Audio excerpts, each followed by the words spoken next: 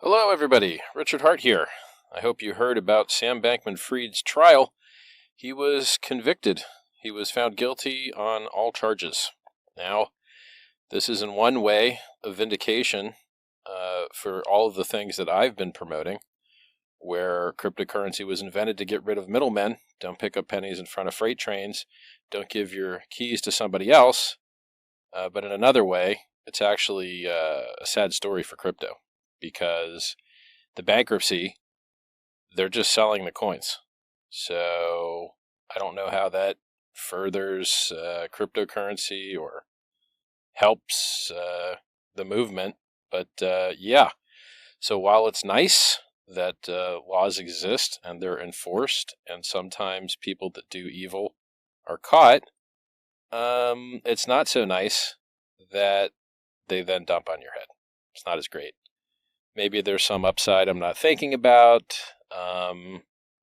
Yeah, but in the end, when people celebrate cryptocurrencies going bankrupt, like so many that I've warned you about, I warned you about Celsius. They went bankrupt. Mashinsky's in jail. I faced them in live stream, told them, not your keys, not your coins. This industry was invented to get rid of middlemen. You're a middleman. You want to take people's custody away from them. And it's not really custody. That's something else I've been trying to get everyone to use better language. The language that we, people that were so early in cryptocurrency, have used to try and make it easier for new people to understand this, life-changing computer science breakthrough, cutting-edge technology, those shortcuts in language are now being used against the cryptocurrency industry. So when people wanted to understand, what's a wallet?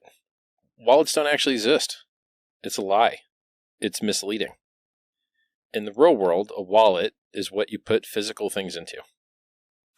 In cryptocurrency, there are no physical things. In digital assets, there are no physical things. They're digital. So if, you can have a physical representation of something digital like a CD, but that's not what cryptocurrencies are.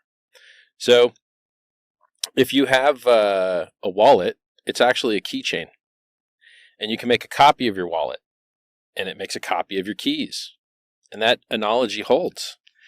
But the analogy with a normal wallet, can you make a copy of your wallet and does your money get copied? Probably illegal. So, there's a difference between data and printed currency. There's a difference between data and coins. And so a centralized database that you know a key to is vastly different than having custody of something. Vastly different.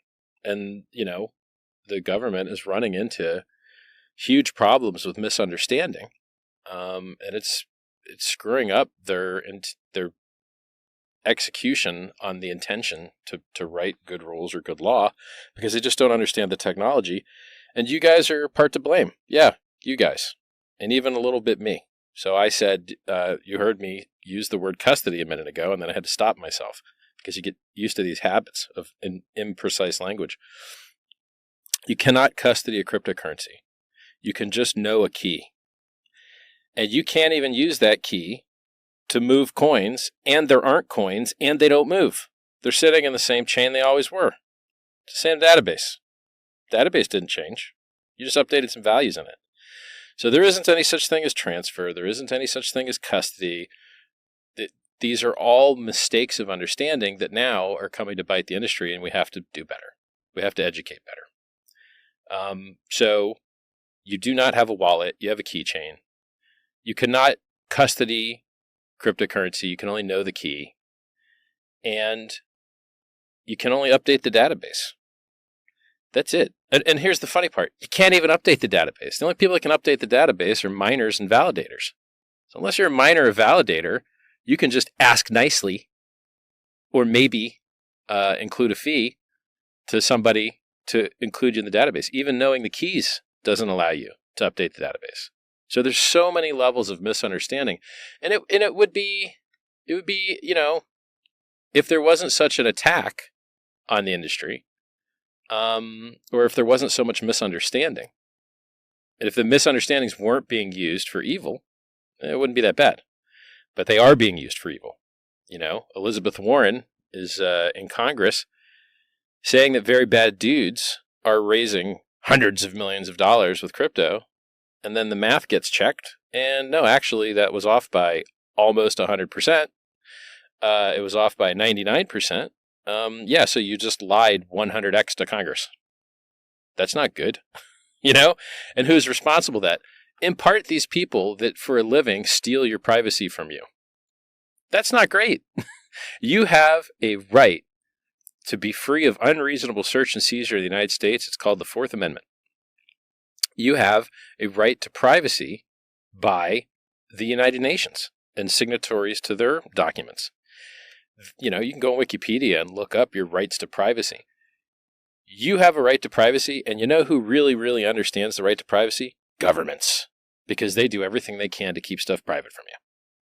Which is funny, is they're public entities, but, you're lucky that a Freedom of Information Act was even passed, and you're lucky that they reply with any documents because, man, governments love their privacy. So and anyone that ever doubts the value of privacy, you're like, well, okay, a couple things. One, I'll have your email password now. Two, I'd like to see your search history. Three, hey, take your clothes off. Let's see what's up. Why not? Since you don't think privacy matters. So if you don't think privacy matters, you're probably not a good human, and you're not in line with what the founding fathers enshrined in the documents that have allowed America to do as well as it has. So, yeah, privacy is a human right, and people that villainize it and demonize it so often have skeletons in their closet that come out when their privacy gets beat. So you're like, hey, isn't that weird? The people that hate privacy the most have so much to hide. Odd. So, yeah, in summary, Sam Bankman-Fried's conviction, probably good for justice. I'm not sure. When you look at the United States and you think, here is a nation that has the highest rate of incarceration of any nation in the history of mankind, and you think to yourself, is that good? Because what happens to the people that get put in jail? You pay for people to guard them. You pay to feed them. You pay to house them. You pay to clothe them. You pay for a lot of stuff. They're no longer productive members of society, by and large. So incarcerating people, it might be good for the prison industrial complex, bottom line, profit, but it's probably not so good for society at large. And, when you profitize people being in jail, you want repeat business as a company. So why would you, and they have a fancy word for this, it's called recidivism. I don't even know if I said it right. And it basically means that people that commit crime and go to jail are more likely to return and be repeat customers for the prison industrial complex. In the United States, there was actually a judge that went to jail in a scandal called Kids for Profit or something, where he would get paid by the kid that he sent to juvenile prison. If you can put a judge in jail, man, he must have really made some bad errors. And it happens, right? It's just like you saw in Ross Ulbricht's case, the FBI tried to steal his coins and flee the country. Literally. The FBI agents. People forget this. You're like, hey, wait a second. That's not enforcing the law. What's going on here? So I don't think that the Sam Bankman-Fried case it's a partial victory in that a bad guy isn't able to do bad as much as he was. So that's nice. It's not really a victory for the prices of those cryptocurrencies that are being dumped by the bankruptcy trustees. And it's not a victory for public awareness of crypto because everyone associated Sam Bankman-Fried with crypto. They could have as easily associated him with funding Democrats because that's what he did with so many hundreds of millions of dollars. I think it was hundreds of millions. Who knows? Maybe it was only decamillions. But he didn't get associated with funding Democrats. He got associated with crypto. It's really weird because he's the opposite of crypto. But it wasn't the opposite of donating, right? His donations spent as well as everybody else's donations. But, the things he did with crypto were the opposite of crypto. Not your keys, not your coins. Don't pick up pennies in front of freight trains. And it's a little bit weird that the Bahamas has to rely on the United States to do its law enforcement for it because, I'm not an expert, but I think that company was based in the Bahamas. Well, I begged you not to send your money to middlemen. I begged you to not pick up pennies in freight trains. I begged you to reduce your counterparty risk, which is why cryptocurrency was invented. And I've been shown right over and over and over and over again through all the failures, all the arrests, all the bankruptcies. While, mind you, the things I've invented that follow the true core principles of cryptocurrency, of decentralization, of self-reliance, of no middlemen, they've operated flawlessly for years. Hex has operated flawlessly for years while everything else around it has failed so often. Pulse Chain has launched and operated flawlessly for 5 months now. I don't know what you're supposed to do to win any harder. I think it's funny that people still listen to losers in cryptocurrency. If you are owed money by the FTX estate, you might not want to run your mouth about how to save people because you got yourself wrecked. If you are owed money from Celsius, you might not want to run your mouth because you got yourself scammed and you probably promoted it and probably got other people scammed, or at least didn't speak out as loudly against it as I did. I faced these people in person. In person digitally. I faced Mashinsky live and explained to him how what he was doing is the opposite of why crypto was invented. I was right. He was wrong. And then the people that get listened to in this space are just wild. People listen to ex-convicts. I don't know, man. I don't want to be the guy. So first of all, I may have only known one ex-convict in my life. I haven't known many, but I knew one guy that was an ex-convict, and he was a nice guy. He was a good guy, that did some bad stuff. So I'm not an expert on ex-cons. I've maybe, to the best of my knowledge, known one in my life. But I think in general, if a person has done very bad things, you have to look out and watch out. I'll give you an example. There's a tweet hidden on the Richard Hart Twitter somewhere about, giving people a second chance, but watching out because they might fall back into their old habits.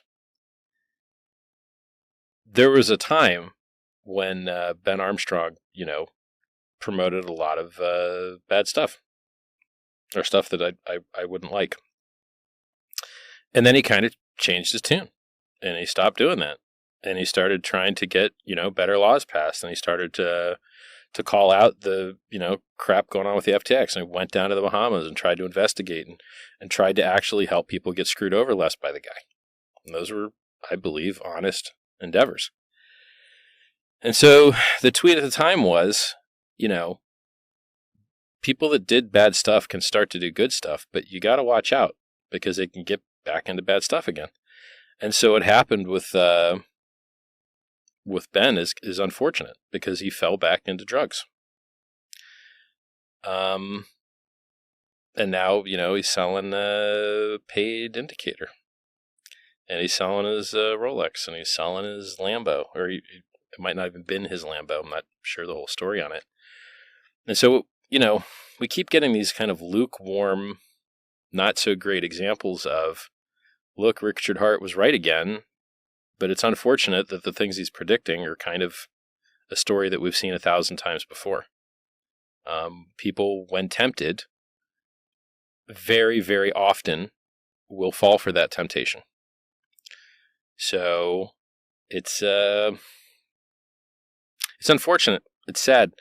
And guess what, guys? I'm the rock. I'm the giving tree. I am here. I am promoting the things that will make the world a better place. They are working. The things that I have invented or the ideas that I have come up with are working flawlessly. Nearly all of them. I called the Bitcoin top at 65K. Now it's 34K. I said, 2 weeks after the last Bitcoin top, Ethereum crashed. And then 2 weeks after my Bitcoin top call was right, Ethereum crashed. Ethereum's down 64, 65%. Bitcoin's down 50%. Everyone else told you Bitcoin was going to 100K. Now, I think Bitcoin will eventually get there. Now, I'm not a professional. I'm not a financial advisor. Do your own research. Not financial advice. All the litany of disclaimers I have to give you because my free speech is crippled. My First Amendment rights are being chilled and living in terror, as are everyone else on the internet, right? I did a hand washing video on how to wash your hands properly when COVID was busier, and got my channel banned. Okay, I guess I should have taught people how to wash their hands. Yeah, so I warned you about people falling into old habits. I warned you about counterparty risk and middlemen. You guys got all your coins jacked.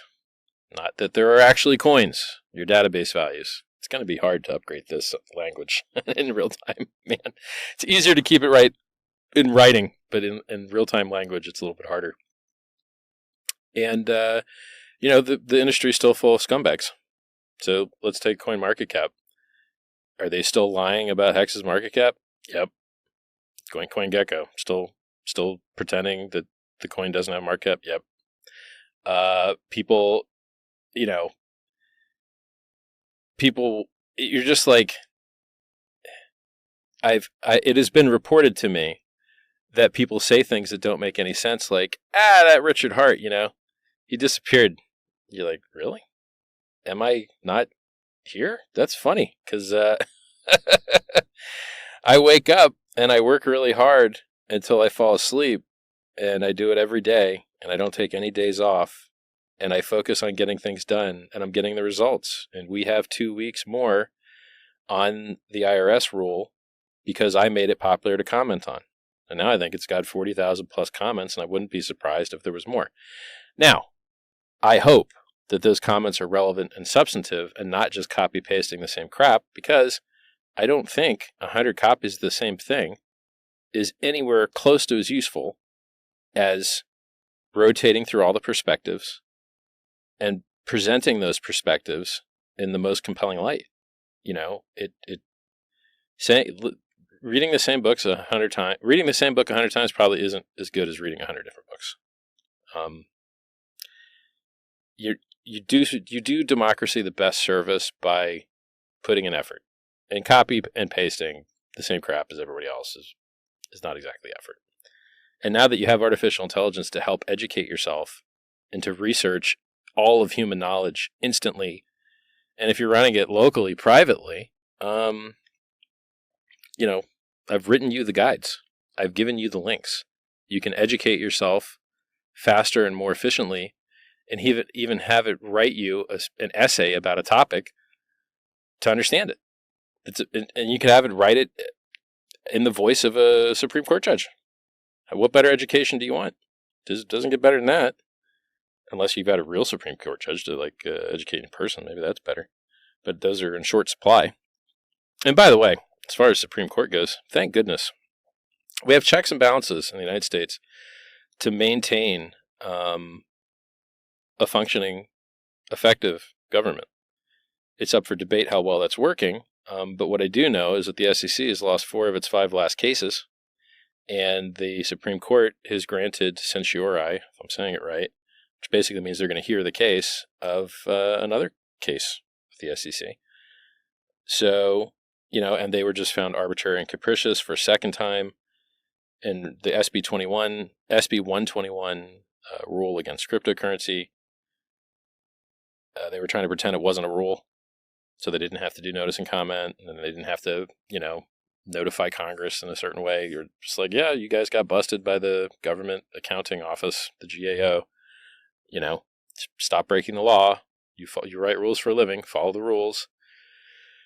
And then they also, they lost their case against XRP, trying to claim that every XRP token was a security.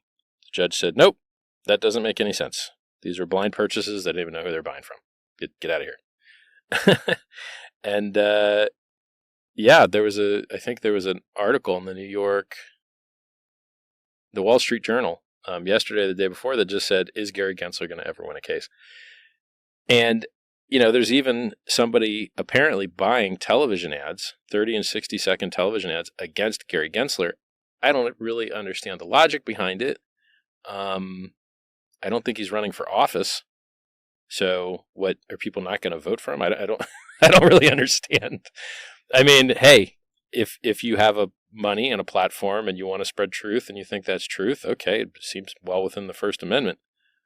But I'm not sure, I don't really know what the big upside is to convincing everyone that Gary Gensler isn't that good at his job. So, and then what? I don't get it. I don't know what the end game is there. So, we got Ben Armstrong kind of fell off the wagon. We got, which I hope, Ben, I hope it works out for you, man. I hope that, hope you're able to get it together. I've been very lucky. I've never had any problem with substances at all. Barely ever drink. Don't do drugs. It works for me. But what I want is to be more powerful. I want to make a difference in the world. I want to make an impact. I want to heal people. I want to help people. And being dizzy, it doesn't help. It doesn't help get that done. And funny enough, I don't need to ratchet up the humor with some confusion, I work just fine as is. I don't need to screw up the system. What else do we got going on? I try and tell people the truth even when it hurts, and it hurts me. So, I always wore a black shirt and, didn't spend any money on anything. And it wasn't really working for getting the word out, right? I got a self-help book I want people to read and improve their lives with. It's free. I've got things that I care about, politics. I've got videos on my political beliefs and how we can make the world better, and how you should find things you agree on instead of just things that are different, which is the opposite of what the news does. The news is always looking for difference, never for commonality. And it hurts the democratic process, so I like ranked list voting. I like a lot of stuff. You should check out a guy called Vivek Ramaswamy. He's got a weird name, but he's got some cool policies. And some of those policies, having a voting test. If you can't become an American without a test on American values and history, well, why are you allowed to screw up the democracy? You can't cut hair without a license. You can't do electrical work without a license. You can't do air conditioning work without a license. You can't drive without a license. So why are you allowed to screw up the democracy without a license? Now, there's a big risk, right? Whoever writes the test could format the test in a way that certain people just fail it. You could kind of cancel that out by getting the agreement of, different various demographics of people so that it could be a fair test. And by the way, if you're unable to create a fair test, then what is that test you're giving people for citizenship already? I'm curious. Just use the same test. Now, obviously, I don't think that's ideal, but it would probably receive the least blowback. So if you have better voters choosing from a better pool of candidates, because I think they should get paid more, if you want your democracy to work well, it has to pay competitive rates to the private sector, period. So if you have better candidates with better voters, with a better voting system using ranked lists, you should get better outcomes. And so Vivek, he has some of these similar ideas, which is insane because, no one's ever brought these ideas up that I've ever seen in a debate ever, Also, hey, a lot of people with weird names have won. So Obama won, weird name. So maybe Ramaswamy isn't that bad. Long story short, every day I wake up and I work until I go to sleep 7 days a week on trying to make the world a better place. And I hope that you see through my actions how much I care about you and how much my eye is on the ball, on the things that I think will help your life the most. I don't live in the United States. I haven't lived in the United States since 2003. It's 20 years. But here I am out of the kindness of my heart trying to make it a better place. I don't have to do that. I don't have to spend my time trying to make democracy work better. I don't have to spend my time, making the recording that I'm making now. I don't have to do this, but I do it because I care. And it's making a difference. It's making an impact. It is working. And if I died right now, you might have noticed that go.hex.com is a collection of links to code that you can run a bunch of different ways. Why is that? Why is go.hex.com a collection of links to software that you can run? Because it's your choice. You choose what code you're going to run on your computer. You chose what people you're going to communicate with. You make all the choices. You have all the power, and you have all the privacy. Even if you want to be stupid and give your privacy away, you can't. There's no contact us form. There's no email. There's no phone number. There's no way for you to de-anonymize yourself. There's no way for you to throw your privacy in the garbage. There's no logs. There's no Google Analytics. You can double-click a zip file and run the code from your desktop. You can view the source online. You can go to IPFS and see the hash of the compiled source and see it on different gateways, or run your own gateway or access it natively on the IPFS network. You can, there's so many ways that you get to be in control. And why is that important? Because if I die and hex.com goes offline and pulsechain.com goes offline, it doesn't matter. Now, I think that I won't be able to make the world a better place anymore if I'm dead. It's unfortunate. But your ability to run the code that you want won't be impacted. Because you have the code. You have the power. You are the network. It only exists because you will it into existence through your communication with your peers, your association with your peers, a truly decentralized, open source, peer-to-peer network. It's nice to brag about all the things that we're involved with and that, I've invented or founded that just work better than other things. So, for instance, yesterday or the day before, Uniswap went down. Why? Because some Cloudflare thing went down. Well, PulseX didn't go down. Now, why is that one part bad for Uniswap, one part good for Uniswap? One part bad because, hey, it'd be nice if your website just didn't go down. Hex doesn't go down. PulseChain doesn't go down. To the best of my knowledge, neither Hex nor PulseChain has ever been down. Ever. But almost every other website has. Microsoft, Google, Amazon, you name it. It's really good fortune and good design. So, I'm ragging on Uniswap a bit for a few reasons. One, they delist things. Two, I'm not sure how decentralized they are. Three, they're dumping tokens on people's heads. Now it's subsequent to some DAO vote or something. Four, they turned on a fee, a 0.5% fee on their front end. I mean, yeah, okay. Okay, that's the bad things. Here's the good things. They invented free and open source software that you can run on your own, and you don't really need to be flapping your lips and complaining about their front end going down because you can just run your own. So, on one side, it's like, hey guys, do a better job. And then on the other side, it's like, hey, they did a pretty good job. Creating free and open source software is beautiful. PulseChain is free and open source software. Thanks, Ethereum. I think Ethereum is almost the most secure blockchain that exists. I think PulseChain is the most secure blockchain that exists. Now, does anyone care about security in crypto? Apparently not. But I do. I care. Which is why so few of my followers have money owed to them from FTX, or have money owed to them from Cred, or have money owed to them from Celsius, or have money owed to them from Voyager, or have money owed to them from the Winklevi twins, whatever crap they were shilling that was picking up pennies in front of freight trains. And now they have got a complaint against them. The government wants to screw them up. Yeah, it turns out when you lose people's money that you were entrusted with, the world gets angry at you. Guys, guess what? I feel great because I don't have your money. I don't have anything that I could do to your money.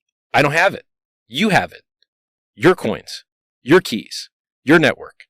It's all you. That's the difference between free and open source software in the blockchain and centralized companies and scams. And why are you having to beg people to do stuff for you? That's the opposite of why crypto exists. Can I please get my money? Can I please send something? Can I please put the front end up? Please. Oh, please. Guys, cryptocurrency was invented to empower you, to give you the power to disempower these disgusting middlemen. Middlemen that remove your privacy, remove your freedom, restrict you, control you. All the opposite of the Fourth Amendment. And by the way, we have other rights. We don't just have a right to be free of unreasonable search and seizure. We also have a right to bear arms. Well, if weapons technology is considered arms, and if encryption itself is considered weapons technology, well, you could make the argument that cryptocurrency is protected under the Second Amendment. Now, I haven't seen anyone make that argument, but I don't know why. Here's another thing. You've got a right to contract. One of the few things that everyone agrees that the government really should be concerned with and really should be doing is enforcing contracts between people. You have a right to contract. I believe it was enshrined in a case called Lochner, L-C-H-N-E-R, but, don't quote me on it because I'm just doing this stream of consciousness. I don't have any internet in front of me. You've got a right to freedom of movement. You've got a right to freedom of association. Blockchains are peer-to-peer networks that are association. You've got a right to freedom of speech. Blockchains are speech. You're just speaking data to other people, your peers, and you're making it public. Things that you're going to make public have a higher degree of protection against censorship. So if the government seizes property from you that was going to be made public, and you notify them that they're violating that law, you can receive financial compensation in return. And this has happened. But if you don't notify them and they didn't know they were violating that rule, then they won't be found guilty and you won't get paid. And so actually knowing your rights is important to, one, help these guys not break the law, and two, protect your privacy, and three, if your privacy is violated, receive financial compensation. Now, you'll find these links on the Richard Hart Twitter. What else? So there's all these rights that you have that are being trampled on, and the most effective way that you can fight back, the most affordable and effective way that you can fight back, is to submit relevant and substantive comments to proposed rules. It makes a difference. And if you look at it abstractly, if part of the problem with the governments of the world right now is that there's too much regulation and it cripples progress, well, the regulators also have regulations that cripples rulemaking. And so the heavier their load, the harder it is for them to make rules, whether they be good or bad. And you might say that that could counterplay, how else are you supposed to counterplay a bad rule other than commenting? Because if the founding fathers knew that there was an unelected fourth branch of government that had millions of employees, very highly paid employees, that were not elected, these are not the judicial branch, they are not the legislative branch, but they're writing law. You're like, well, guys, it's kind of a violation of due process and the separation of powers doctrine if the people writing laws aren't legislators. That's what legislators' jobs are. And it's an abdication of authority to just give, I see so many problems with what's going on. And it's great that the Supreme Court is fixing a lot of them. It's, because that's how checks and balances are supposed to work. But it's kind of a denial of service attack on the judicial branch when the chairman of the SEC says that if you're not losing cases, you're not bringing enough cases, which literally means that he's performing a denial of service attack on the judicial. He wants to lose more cases. His words. Man, that's not good. That's not good for America. Aren't you losing enough cases already? You're losing cases left and right. Do you really need to lose more? I mean, the Wall Street Journal just put out an article with the headline that said, "Will Gary Gensler ever win a case?" I think you're losing enough cases, man. And it's not like there's a shortage of scams, is the funny part. There are so many scams that are blatant and obvious. And I point them out and I warn you, you know. I warned you about a scam called SafeMoon. It's down nearly 100%. And its founders are indicted, both criminally and civilly. I warned you. I did everything I could to protect you. I am quoted in the news as having warned you. And by the way, when I warn you about these things, all the people that are participating in those things insult me. When I warn you about the Bitcoin top, Bitcoin guys insult me. When I warn you about counterparty risk, Mashinsky insults me, blocks me. The Winklevice, everybody that I warn you about that says, I try and tell you to watch your butt, and I try and warn you, and I try and protect you. I eat personal harm from doing that. And so I don't know what else I can do to try and make a difference, to try and make an impact. I'm doing everything I can. I'm working at 100% capacity to try and make the world a better place. I hope that one day more people will know what I've done and what I'm doing. And it's sad that the people that they get so many eyes and ears are disgusting scammers. People that represent centralized companies, people that have promoted centralized companies, people that have got their followers wrecked, ex-cons, you name it. I hate making fun of ex-cons, but it's not good, man. But look, we got our 2 weeks. We got 10 days left on the IRS comments. We got maybe, 70, 75 days left on FinCEN comments. We've got things going on in Australia and the EU that need comments. If you really want to make an impact in the world, I hate to brag it to you, writing comments is going to be a large part of your life for the foreseeable future.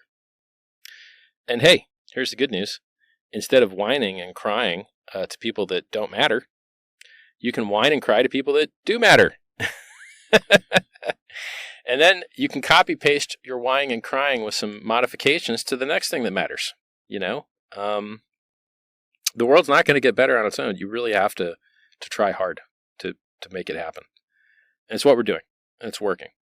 Now, so what I tell you about the risk that I take to spread truth to you at personal cost to myself, telling you that this recent Bitcoin pump that we've had, I believe, for the perceived activation of a Bitcoin ETF and all the positive things the CEO of BlackRock has said, Bitcoin being a flight to quality, things like that.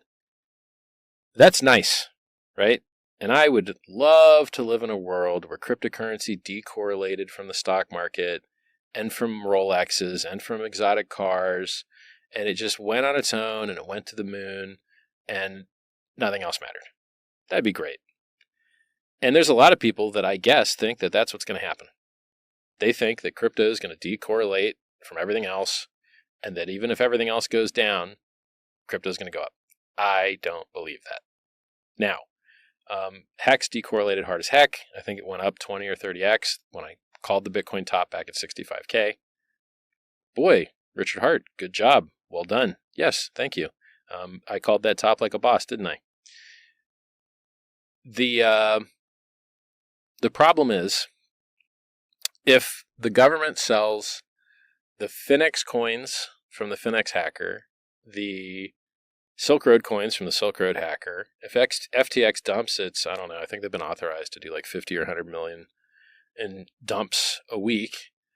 And if Mt. Gox coins come out, which let's just be serious, Mt. Gox coins have been sitting in the Japan trustee for so long now that it will be hard to believe when they actually do come out.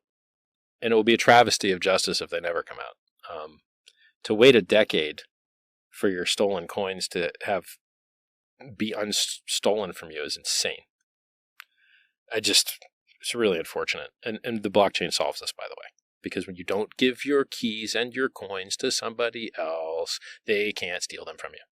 Or at least they're extremely less likely to do so. They'd have to hack your computer, and you'd have to have your keys in your computer and all this other stuff. Cryptocurrency solved this better than anything I'm aware of. The best solution to centralized entities getting hacked for your data, your phone number, your email, your access logs, your nudes, your crypto, your money. The best solution to all that is decentralization, period. And so people that use crypto directly solve the problem of middlemen stealing your stuff. Now, what risk do you still have? You've still got contract risk. You've still got, solar flare risk. The whole world could get nuked. Everyone's got that risk every day. You've still got to hide your seed words, make sure you don't have keylogger. But look, if it was that easy to get hacked in crypto, you'd actually see a lot more hacks. There's millions and millions and millions of users, and only a very small subset of them get hacked. So that speaks very well to the security of the system. So what are we talking about? Privacy, robustness, the core principles, trying to protect, half of this talk I'm giving you here is to try and help protect you guys from more scammers. There are people that are owed money by FTX and own tokens in centralized companies and promote centralized companies that want to take your money from you and put it at risk. Man, I got to tell you, that picking up pennies in front of freight train stuff has worked out real bad a whole bunch of times. Maybe stop doing that. Bitcoin is the best performing asset in the history of man. Cryptocurrency is the best performing asset class in the history of man. Why do you need to screw that up by taking counterparty risk? Stop. It's the opposite of why cryptocurrency was invented. The things that I've found, that if I die and all the sites go offline, don't matter. Doesn't matter because people are in the network. You have no expectations of profit from the work of others. There's nobody working for you. There's nobody handing you checks. You are the network. It is data, it is knowledge, it is speech, and it is you, and it is no one else. You and your peers, that's it. And all these other systems, they're not that way. Some guy can screw you out all your stuff. Well, stop doing that. Stop doing not crypto. Do actual crypto. Well, anyway, so me taking personal risk and eating slings and arrows of outrageous fortune to educate you and tell you the truth, I think that the stock market is going to crash. I think the everything bubble doesn't pop with a whimper. I think it pops with a pop. And, I think that house prices should go down as rates have to keep going up if they're going to hit their 2% target, which they seem to be very serious about wanting to do. And yes, it looks like there might be some short pause here, but how long can the pause be if there's still inflation and people can barely afford food and it's the most unlivable it's ever been? Now when I say unlivable, I mean your ability to afford your home when you look at rent or mortgage costs is the worst it has ever been. The increases in rents and mortgages are the highest they've ever been versus the actual income potential of a human on average. That is not sustainable.